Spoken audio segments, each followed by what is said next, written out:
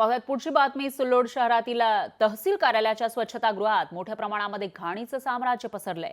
अनेक कार्यालयातील अधिकारी, कर्मचारी आणि ग्रामीण भागातून येणारे नागरिकांसाठी स्वच्छतागृह आहे, मात्र मोठ्या प्रमाणामध्ये दुर्गंधी या ठिकाणी येते, त्यामुळे नागरिकांची गैरसोय होतीये।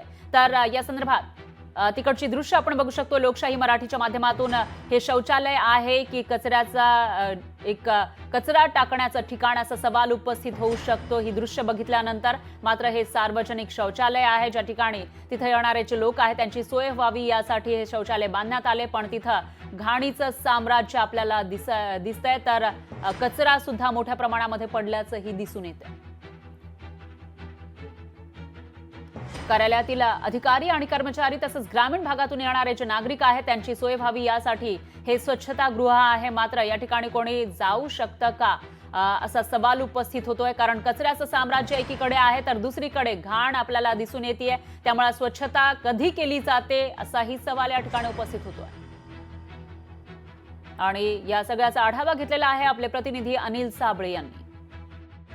राज्यातील विविध शासकीय कार्यालयामध्ये असलेली दुरावस्था, त्याचबरोबर स्वच्छता गृहाची अवस्था या संदर्भात लोकशाहीच्या वतीने मोहीम सुरू करण्यात आलेली आहे। आणि या मोहिमेअंतर्गत आज आम्ही सिल्लोडच्या विविध कार्यालयामध्ये जी स्वच्छता आहे त्याची काय परिस्थिती आहे हे बघून जाणून घेण्याचा प्रयत्न करत आहोत। या ठिकाणी आपण आलेलो आहोत सिल्लोडच्या तहसील कार्यालयामध्ये।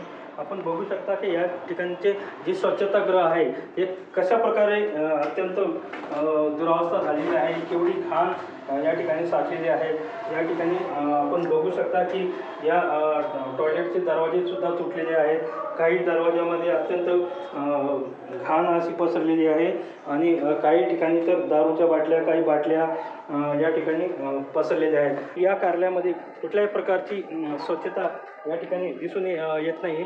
अत्यंत घाण अशी या ठिकाणी कागदाची घाण आहे, त्याचबरोबर इतर सर्व पुठ्ठे आहेत त्याचंही घाण मोठ्या प्रमाणात दिसून येत आहे। त्याचबरोबर या कार्यालयामध्ये तहसील कार्यालयाच्या हा जो पाठीमागचा भाग आहे इथे काही त्यांचं साहित्य जे आहे हे साहित्य मोठ्या प्रमाणात खाली अक्षरशः जमिनीवरती पडलेलं दिसत आहे। आणि या ठिकाणी जे काही हे आहेत अत्यंत दुरावस्था वस्तूंची झाल्याची दिसून येत आहे। त्याचबरोबर या ठिकाणी बघितलेली ही जी दुरावस्था बघून प्रशासकीय यंत्रणा कशा प्रकारे काम करते हे आता आपल्याला दिसून येत आहे। लोकशाही मराठीसाठी अनिल साबळे, सिल्लोड।